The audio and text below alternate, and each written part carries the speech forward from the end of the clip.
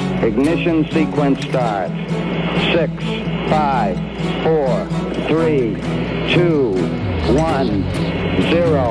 Liftoff. We have a liftoff.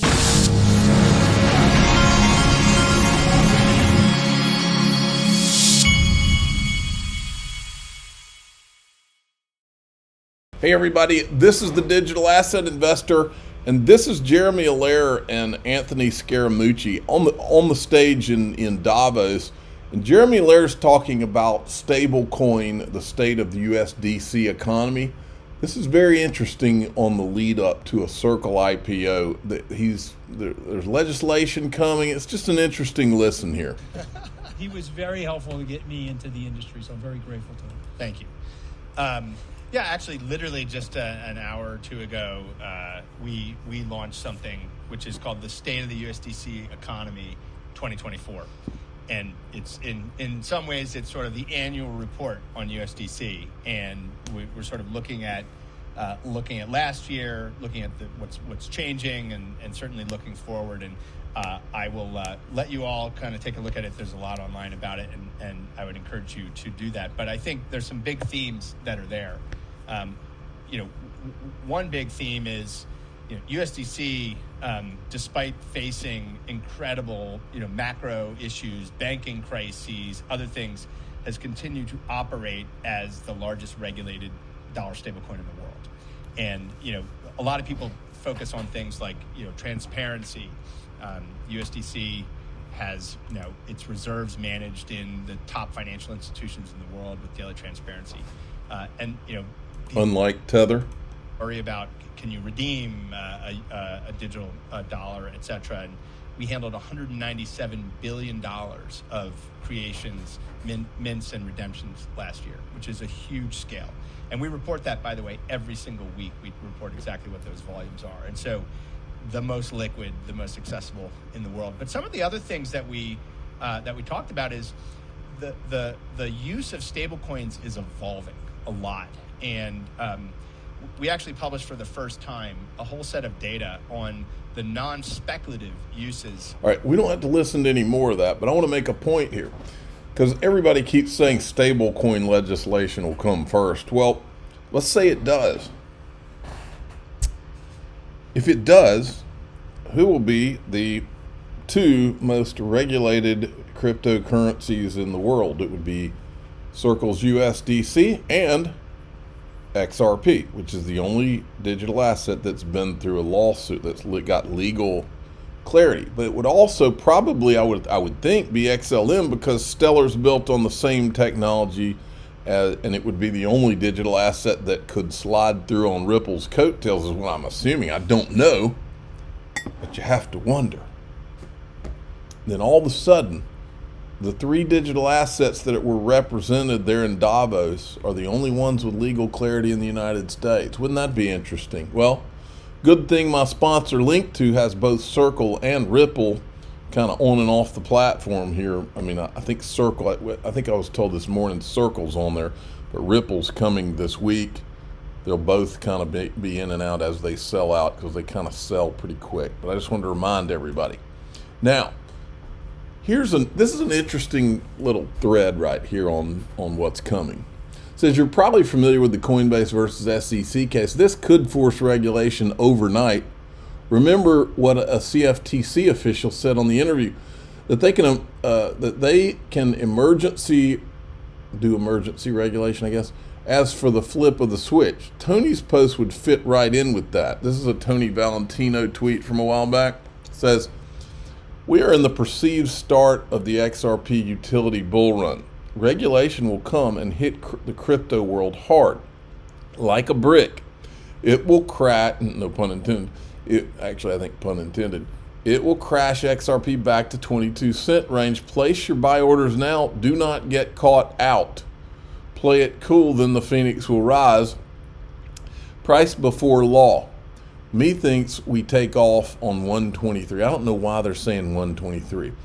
Have a big one-day pump, then crash next day 124. That way they will drop a lot of people before the final launch. Many will sell during the pump, and many more will sell while being broken by the crash. Regulation may kill some cryptocurrencies, and this will drag the whole market down. I think regulation will ultimately kill all but, 5 to 15 that were probably planned to be. That's all I'll say there.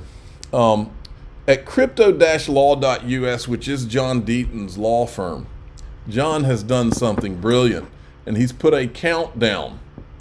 This is 117 days, 23 hours, 45 minutes from the time that Patrick McHenry threatened to subpoena Gary Gensler for non-compliance with congressional oversight.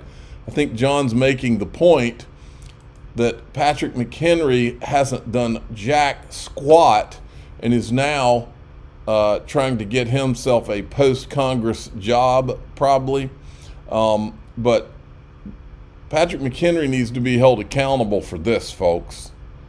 This is not okay. And so we're calling him out here today. Now, this was an interesting tweet, and I'm not saying anything about this. The crypto meme guy, he says, remember that time we were told by someone that ETH was already fully built out? This was one of the first things. This is back when Charles Gasparino was covering ETHgate in the very beginning. This was the first thing that they told Charles Gasparino. I'll never forget it because I knew it was a lie on the face. Breaking. One of two. SEC enforcement sources tell Fox Business the logic of the agency's case versus Ripple is that the company's infrastructure is still being built out, so XRP, the token, which was used to finance the thing, is considered a security. Ethereum infrastructure is totally built out. Now, this is before they launched Ethereum 2.0, folks. They all knew it was a lie. Totally built out and has been for years. Thus, it's clearly a commodity. Hester Pierce argues that all may be the case, but SEC splits hairs. Crypto innovation is being stifled. So what's needed is a safe harbor that pulls back all this enforcement action developing. This is one of the many lies that the SEC told during the case. Many of their lies were in court, and nothing's ever been done to them. No accountability at all. Then we've got this from Ashley Prosper. This is about one of those class action lawsuits that had been filed about Ripple. Remember, all methods have been tried to stop Ripple, not just one, not just the SEC, but lawsuits. And the media and the crypto media and the crypto pundits going on and telling everybody that they're shorting it and they just don't get it. All methods were used. Judge Hamilton in the Zakhanov case clarifies that the class action is limited to U.S. residents who bought on a U.S. exchange. If Judge Hamilton adopts Judge Torr's way of thinking about secondary sales, which the judge in both the Coinbase and Binance cases are also doing as well, then the case has no hope of succeeding. I predict they drop the case before the end of 2025. Case drop prediction. Then we got this. I'm still not buying all this SEC hack stuff. Listen to this. Securities and Exchange Commission providing an update on the hack that led to an unauthorized tweet saying Bitcoin ETFs were approved when, in fact, we know they weren't. Jennifer Schonberger has the very latest. Jennifer. Hey, Josh. Yeah, that's right. That hack causing major confusion over whether the SEC had actually green-lighted a spot Bitcoin ETF.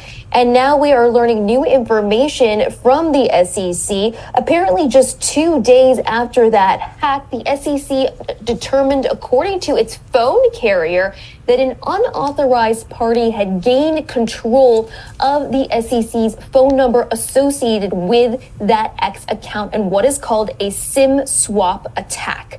SIM swapping is a technique used to transfer a person's phone number to another device without approval, allowing that unauthorized person to begin receiving texts associated with the number. Access to the phone number occurred through the phone carrier, not the SEC systems. So far, the SEC has not seen evidence that the unauthorized party gained access to the SEC systems, data, or other social media accounts. Once in control of the phone number, the perpetrator reset the password for the SEC X account. Now, separately, we've also learned that the multi-factor authentication. All right.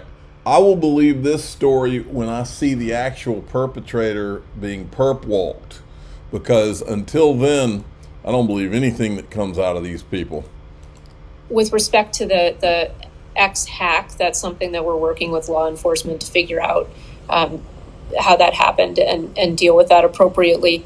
But I think that the broader point that you raise is that we wouldn't have been in this place of where someone would even think to do something like that, or where it would be worth the time of someone to do something like that, if we hadn't built up so much attention on these approvals. And that we could have avoided by just using our regular way approach of dealing with exchange traded product applications. And so I do think that that's quite problematic for us to be part of building so much anticipation around one regulatory decision deadline. Sometimes that happens, but I think in this instance, we really created. That's an interesting take. Then we got this from Trump. Check this out.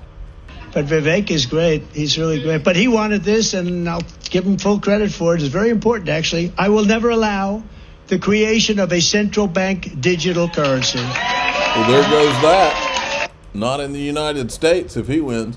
Now, this is interesting, folks. We are starting to see, and it happened on CNBC. I've seen it in several places. Now, all of a sudden, once these Bitcoin ETFs were approved, all of a sudden, these same people who have been parading Bitcoin and Ethereum for the last 5+ years are now asking out of nowhere what the utility of Bitcoin is. Watch this. Yeah, thanks for having me. What do I think about Jeffrey Epstein's banker being concerned that a distributed, decentralized, open public money could potentially be used for bad things? I agree with him here. Sitting on a ski resort in Davos? I don't really care. I don't know why anyone cares, right? I mean, that guy knows when money's used for bad things. So it's a weird opinion of his. And my pet rock was up, as you said, 160% last year. It performed well against the dollar. So I don't know. I don't really care what that guy has to say about Bitcoin. I don't know why anybody does. Here it comes. When you think about Bitcoin and transactions that we're seeing, and a lot of the focus, at least coming into last year too, was not just what the ETF approvals would look like, but what also the utilization from here would look like moving out of the crypto winter. What type of utilization are you seeing? He's like, First of all, Bitcoin's this open public digital infrastructure for the world. So you see utilization all over planet Earth for all sorts of different things, right? Anyone can do whatever they want with it, which is part of the beauty and part of the attraction. Even though there's no use for it, everybody can do what they want. The killer use case we'll see over the next few years is the fact that all 8 billion human beings on the planet face fiat debasement. That means that they're Right. So, in other words, he's going back to the scarcity, which XRP also has, which many digital assets also have. It's always been a false argument. Now, in DAIXRP.com, you can see the lies are unraveling in the United States. The lies worldwide are all the lies we've been told. Everything is beginning to unravel, and it's coming out now in drips and drabs in the form of video and evidence and all kinds of things. And we're going to talk more about that. There's a 3-letter agency guy who's in a clip, and he's giving an alternative take on what the island guy was, what the island guy was really all about. I'm going to show that too. I'm the digital asset investor. I'm not an investment advisor. This is for entertainment purposes only. Please subscribe, hit the like button, tell your friends and family. We're going to saturate you with some truth in DAIXRP.com, because you can't tell it out here on YouTube without getting dinged.